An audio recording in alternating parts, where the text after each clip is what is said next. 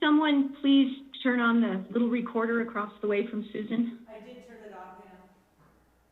Thank you, Susan. Is Grassroots ready to go? Whoever's in that room? Yes, we're ready to go.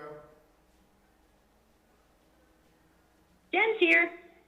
Okay, so let's call this meeting to order at 6 o'clock or close. Could we get a roll call, Pam, please? Absolutely. Jackie Whitsitt? Yes. Gary Tenenbaum? Bill Infante? Katie Schwer? Here. Auden Schindler? Here. Jennifer Riffle? Jennifer? Can you hear? Present. Thank you, Jen. Ryan Slack? Here. Thank you. No, we got that, huh? Okay, so before we, yeah, Jeff. Jeff. It appears that Gary's here also. I'm here. Oh, great, Gary. Thank you. So before we do this pretty, hopefully easy agenda, I just wanted to let you know that the only thing we need to be aware of is that if multiple people talk at the same time, it's pretty problematic. And we are on screen, just like this, to the public. So if you want to have the floor for any reason, I think even to make a motion, just raise your hand. It's super simple, and I can see you really easily because you're all right there. So that's all I got. So the consent agenda looks like a bunch of minutes and resolutions. Is there anything that we need to be aware of and mention separately, Ryan? I would say the only thing is once we get to the public input, that folks can either text or email, and we will call them. And I would just ask James if he could just reiterate what those email and call-in number, or text phone number would be. I was actually asking specifically if there was anything we needed to check on the consent agenda. Sorry, no. Okay. Is there a motion? Mayor, I move the town council approve the consent agenda items as presented. Thanks, Ryan. Second. Thanks, Auden. All in favor? Aye. Aye. Aye. Aye. Good work. Infante, did you have a vote? I'm with you. Yeah, I had already spoken with Ryan a little bit earlier, just asking for the estimated cost of the Giving Garden, and that was about it. Okay. And then the only other suggestion, let me add, I see that we're approving the landscaping and maintenance. There's been a little bit of chatter on Facebook today about employing some of the folks who are going to be unemployed very shortly when Pitkin County forces closure of all non-essential enterprises and small businesses. So I wonder if we might not be able to expand the scope to absorb any of that labor for any little needs that we may have for any other purpose, for repairs, for other landscaping, rebuilding trails, anything like that. Bill, are you looking at an item on the consent agenda? 2E, landscaping and maintenance. Okay, we just approved that. Nobody pulled anything off, and we went ahead and approved it. Susan? Susan? Since we have resolutions, can you guys hear me? Since we have resolutions on the agenda, don't we have to do this by roll call? I don't know. Jeff? I think it would be helpful for all votes to be done by a roll call vote. Great idea. The consent agenda. Okay, so Pam, could we get a roll call on the consent? And if I could just add one comment, the resolution to approve the community garden, or the landscaping contract, it's for the maintenance of the parks and the gardens. if there were to be additional, labor needs within the town, that might be able to be addressed in a future action item. Jeff, I can bring it up in the mayor and council reports. Very good, thanks.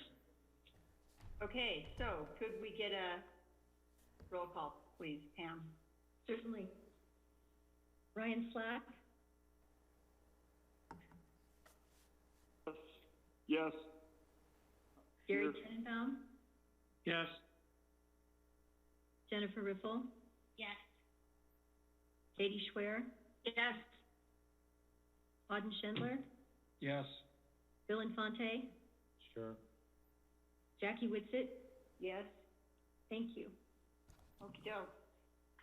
Okay, so, our next item is a call to the public, and so I am gonna ask James to walk through for the public how they might be able to, comment at this time. I'll do it because James doesn't have the notes in front of him, but there are two ways. One is to email planning@basalt.net, and the other is to text by cell 970-987-7010.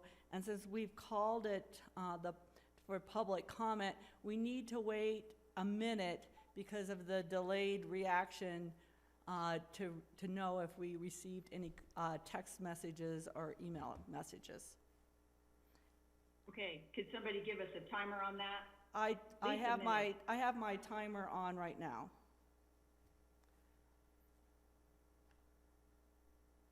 While we're waiting, can you repeat that number? The phone number is 970-987-7010.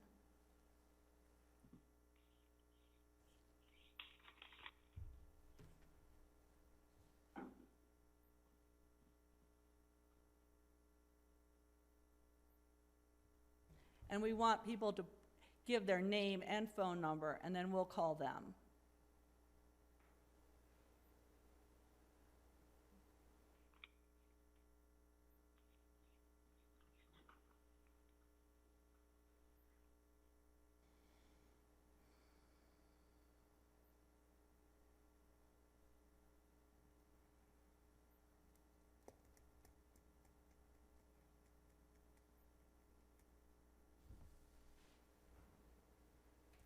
And for our next meeting, will this be the same phone number?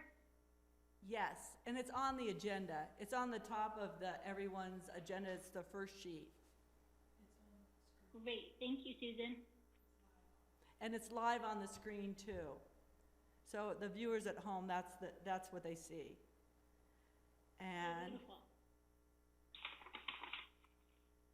just being a little overcautious here.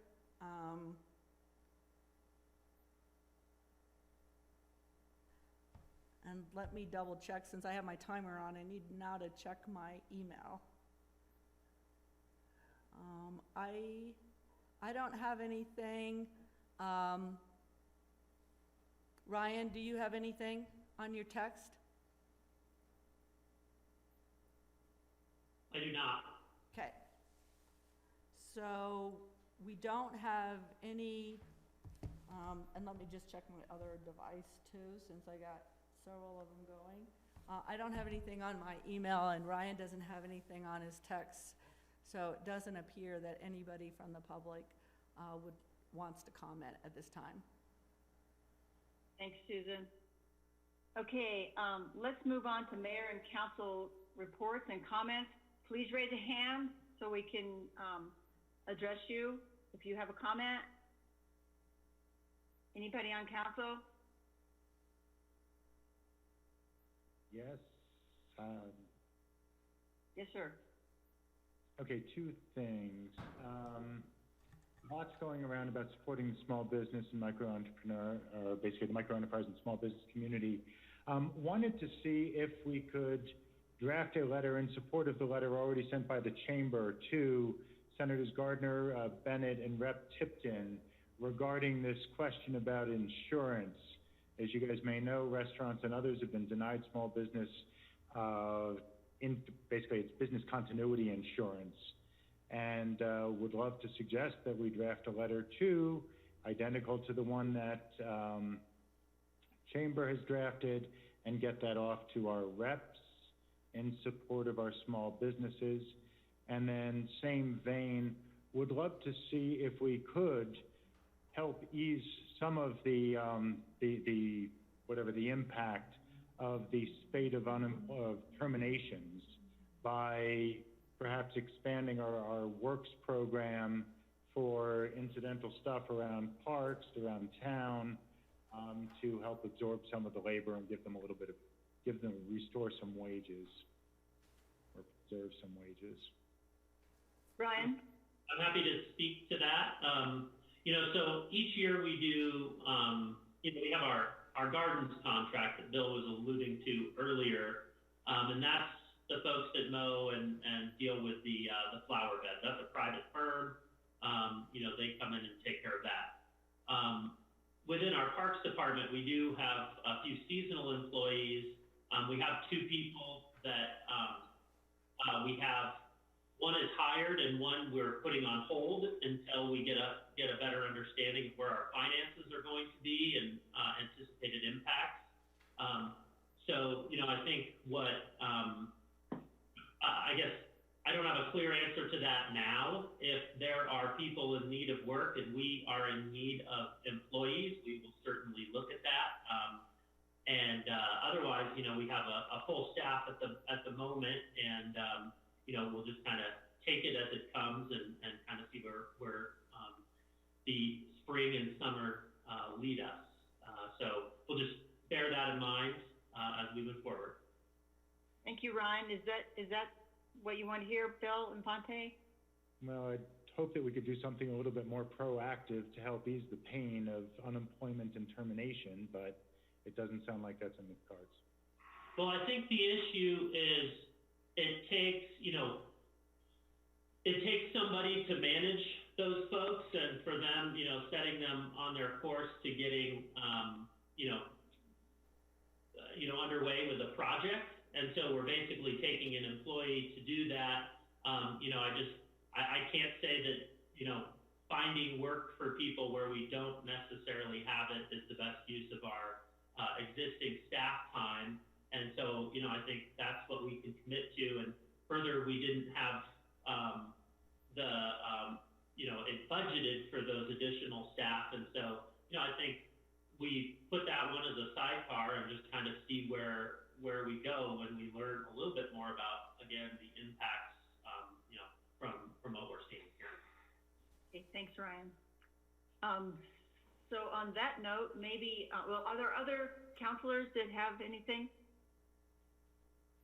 Okay, Ryan, do you want to go into your manager's report? Sure. So I thought I'd just cover a bit on the COVID virus and sort of where that's been going. Obviously, I've been trying to communicate with all of you daily, just kind of giving you updates of what I'm learning through my discussions with the counties. I'd say we have been pretty heavily involved with Pitkin County's discussions and not quite as involved with the Eagle County's discussions, though we're tracking those. Part of the reason for that is, I think that the positions that we're holding over here just bring us into the incident management team with Pitkin County and kind of have that direct tie to them. So it's just more regular, I guess. But nonetheless, I'm keeping in touch with the manager and the emergency manager with Eagle County and continue to chat with them on a regular basis just to get the updates, as well as, calling in for those public calls that are made available to us. So a couple things, as you probably all know, today Pitkin County put out a new public health order, and for the first time, that public health order differs from that of Eagle County. And so essentially, without going into great detail, Pitkin County is asking people to stay home unless you need to go out for certain essential activities. And those activities, include getting some exercise, going out to get medicines, getting food, seeing a doctor, things along those lines. One of the things that we're seeing in this Pitkin County one is also essentially a closure of non-essential business activities. And so, we're seeing some, this will hit some of the retailers in Pitkin County. Hotel reservations, I believe what they said was no new hotel reservations.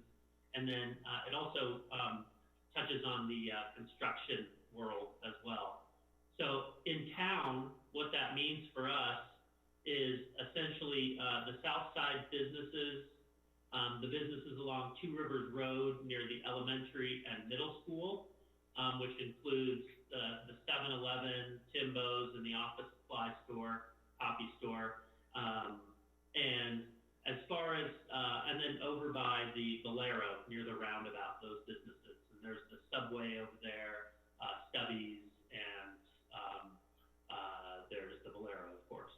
So construction projects that we see shut down include what's going on at the Roaring Fork Club, the Whitewater Park, and I'll put a caveat to that, come back to that. Patrick Kilty's project is a mixed-use project over on the south side, as well as Habitat for Humanity. So those are the four. There is an exemption for essentially public projects. And so there's a question as to whether the Whitewater Park would actually be subject to this order. From my read, they would not. I did have some discussion with business owners in Eagle County today, and trying to figure out, now that we have two different areas of town with different orders and what that might look like.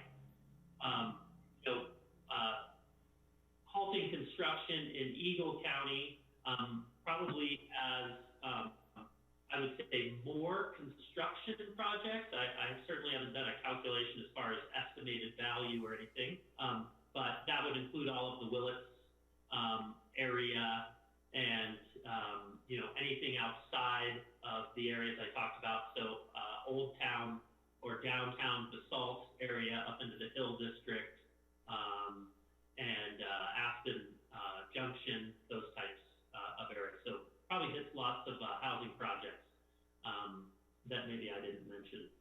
And so, I wanted to bring that to council's attention to see if, there were any next steps that you wanted staff to take a look at. I think for now, would it be confusing or untenable to just have two different public orders? I have not identified anything yet that would create an issue for staff. I did, as I said, field calls today about it, but was easily explained, I believe.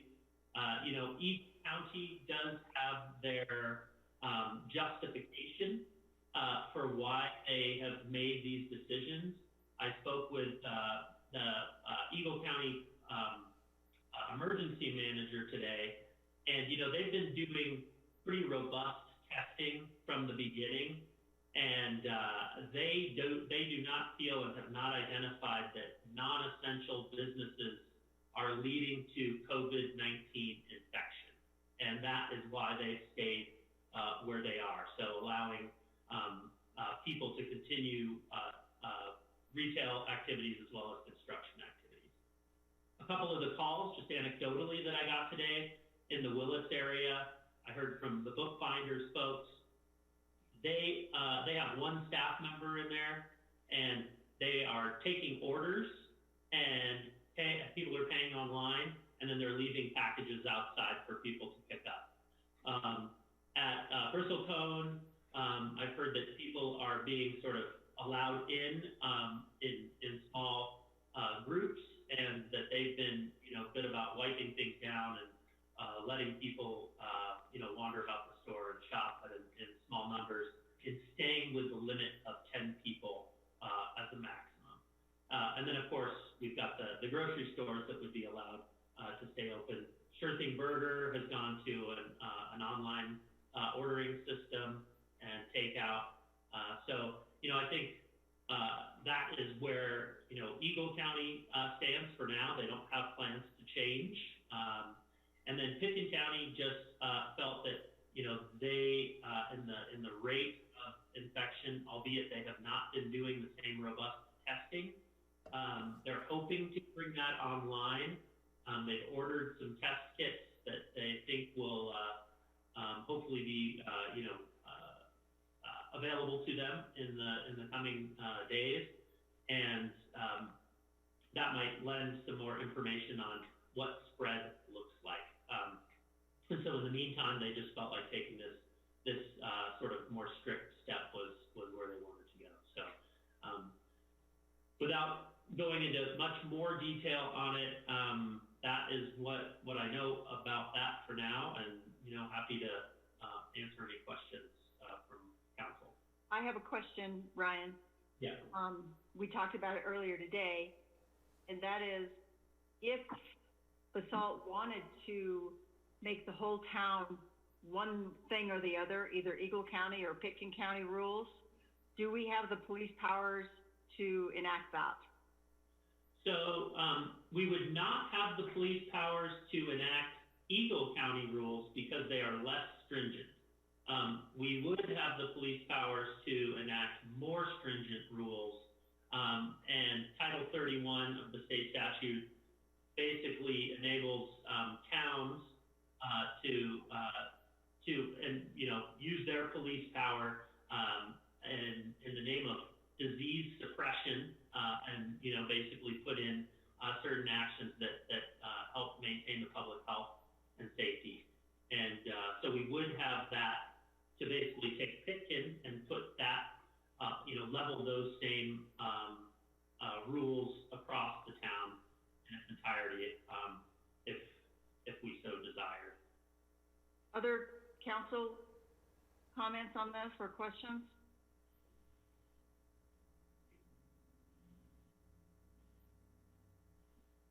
Well, I know, because I was on that Eagle County call today, and they are definitely of the mind that smaller communities are not as much at risk as cities.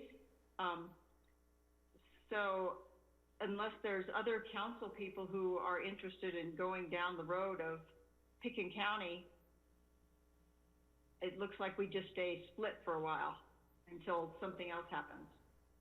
My suggestion, Mayor, if there's not a lot of feedback this evening, is I'm dealing with this on a daily basis, and it would be pretty simple if we felt like those tighter restrictions needed to go into place for some reason, that we could have a meeting of this council, especially since we were able to do it from afar, and get that up and running in a few days if we felt it was in the public interest. Gary, did you have a hand up, or were you just adjusting something? I was adjusting something, but I agree with Ryan. Okay. I guess I'm probably maybe the one and only person who thinks that, we could better flatten the line by getting more serious for a couple of weeks, but I am more than happy to wait and watch with everybody else and see what happens. Gary? The reason why I agree with Ryan is because, until the testing starts to really come online, I think it's really, the whole thing is very confusing for our public, and if we do something else, it'll be even more confusing. So that's the only reason why I was like, if we could just hold off and kind of wait and see how that progresses. Okay. No other comments? Okie dokie. Thank you, Ryan. Do you have anything else on your manager's report? Ryan, you must be muted. I am, I forgot. The only other thing I would say in relation to this is that, economically speaking, both, for the community and, the town, Christy and I have been having a number of discussions both internally and with our colleagues. There's some towns that are moving and creating some tax reliefs and things like that. It's only been a handful. I believe Grand Junction and Vale are among those. Right now, our recommendation is, again, to wait and let us figure out where we are and what we believe the impacts will be. I don't recommend doing tax breaks at this moment, simply because we have staff to pay that are providing the essential services, and I'd like to keep those intact so that we have public works employees and police employees, and that's a big chunk of our general fund operating revenue. And so what we're doing to make sure that we are able to maintain those essential services is we're tightening down on expenditures. And so all expenditures through the town are going to be reviewed by me, and we're going to suspend the capital expenditures and until we can get a handle and review on what we think, again, the impacts will be. Our capital reserve is in really good shape, so that's a benefit to us. But we just don't know how long this is going to last and really what the impacts are going to be. So we want to take a conservative approach so we do know. On a bright note, we were on a call earlier today with several of our regional partners that included representatives from the governments as well as chambers, and really trying to come up with what information is out there, resources for our local businesses, and how are we going to be able to support them? What is our best role in that? And so there will be more to come on that, but I think we've got a good team on it. Okay, thank you, Ryan. Okay, Watkins, you're pretty dark there, buddy. DPAC appointment to Basalt Public Arts. Yes, Mayor. We have Jeanette Bullock and Liz Bell, who are interested in joining our Arts Commission BPAC. Staff has had multiple conversations with both of them, and both of them have attended a BPAC meeting also. And so staff thinks they would be good candidates. They're both available by phone if there are any questions for them. They're not on this Zoom call right now, but we can dial them on speakerphone and town hall, and we could present questions to them if you all have any.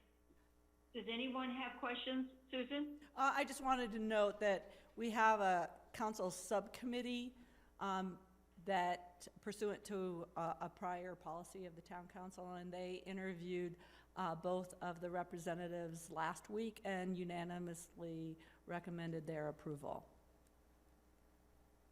Great, thank you. Does anybody have any questions of the candidates directly that we'd want to call them? Or is there a motion? I'm sorry. Oh, sorry. Who's talking? Okay. Yeah. If they want to do it, that's awesome. And if they've been interviewed by the Arts Council, we should just support. Amen. Is that a motion, Auden? I move that we add them to the committee, council. Is there a second? Second. Who is that? Katie. Okay. I thought you were completely just a silent photo there for a second. Okay, all in favor? But again, we should. Aye. Oh yeah, we want to do roll call on everything, right? Yes. Is it what you said, Jeff? Okay. It's item number 5 in that resolution that you passed. What was that? It's included in the resolution that you passed. It's paragraph number 5 of the resolution, that you do it by roll call. Okay. Are you Pam? ready? Yeah. Okay, Gary Tenenbaum, Yes. Jennifer Riffle, Yes. Bill Infante, Yes. Katie Schwer, Yes. Auden Schendler, Yes. Ryan Slack, Yes. Jackie Whitsitt. Yes. Motion carries. Thank you. Thank you, Pam. Welcome. Thank you, Watkins. Thank you. Okay, resolution number 11. Did something happen to this one? Did it go away or something? I can't read mine. Did somebody help me? This is Brian I'll read it. Boyd Resolution and 11, Crossroads. series of, Sorry, who's talking? Susan, I was going to read it for you. I still couldn't understand you. Did you want me to read the title of the resolution for you? No, I just want to know, is mine just crossed through, like, because my printer screwed up? It was amended, Mayor. Okay, Jeff? The original packet just didn't state the full and correct title of the resolution. Okay, Item 6B is a resolution of the Town Council approving the 2020 road maintenance asphalt mill and overlay project and authorizing staff to enter into a contract with Frontier Paving. okay. Thank you very much. Ryan? Sure. So this is our annual street maintenance contract, and we wanted to go ahead and move forward with this and have it approved since we've gone through and done the procurement. What we were going to do, however, again, not to sound like a broken record, but before we greenlighted the project, is to take stock of where we are and really understand the impacts as best we can. If this becomes the only project we do this year, then so be it. We have not been out procuring others since the COVID virus pandemic has come to fruition here. So I would suggest that we go ahead and approve it, and then I'll certainly keep you all apprised before we move ahead with it. My concern is we've got a couple sections of road, namely the roundabout that's here in downtown, and then also the Frying Pan Road as you're heading towards Sopris. And then, so those two are in the downtown area. They are in pretty bad shape, and so we wanted to get those surfaces redone just so we don't lose them completely this year. And then lastly, continuing on what we've been doing with a mill and overlay in the Willits Lane, and so we're getting really close to finishing that entire stretch.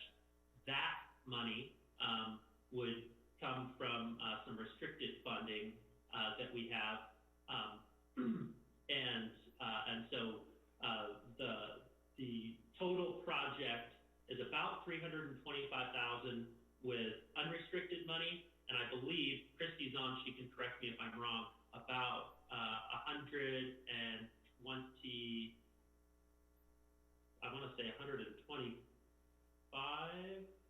123 for Willits Lane. So that gives you an idea on the cost that we'd be looking at there. Okay. Thank you, Ryan. Are there any questions or comments from council?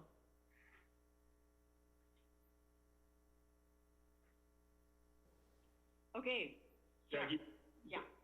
Ryan, this is just a question for you. Are you wanting any specific direction from council on authority to not proceed with the contract if in your discretion you determine it's not in the best financial interest of the town in light of the COVID pandemic? I think that would be fine. Yeah, I like that suggestion, Jeff. So with that said, the resolution could be approved with the suggested amendment by the town attorney. Yeah. Did you get it, Pam? So moved. Okay. Is there a second? Second. Thank you, Auden. Further discussion? All in favor? And we need a roll call. Yes. Let's start with Ryan Slack. He's got a hand Yes. up. Oh, thank you. Auden Schindler, Yes. Katie Schwer, Yes. Bill Infante, Yes. Jennifer Riffle, Yes. Gary Tenenbaum, Yes. Jackie Whitsitt. Yes. Thank you. Okay, resolution number 12 of 2020, a resolution of the town of Basalt approving the wait a minute, did I just say that? Approving the 2020 road maintenance, crack and chip seal project and authorizing staff to enter into contract with GMCO LLC. This is you again, Ryan. So similar statements to the last, that we would, again, take stock with regard to our finances, and then I would suggest the added language from the town attorney as well. Questions or comments or a motion?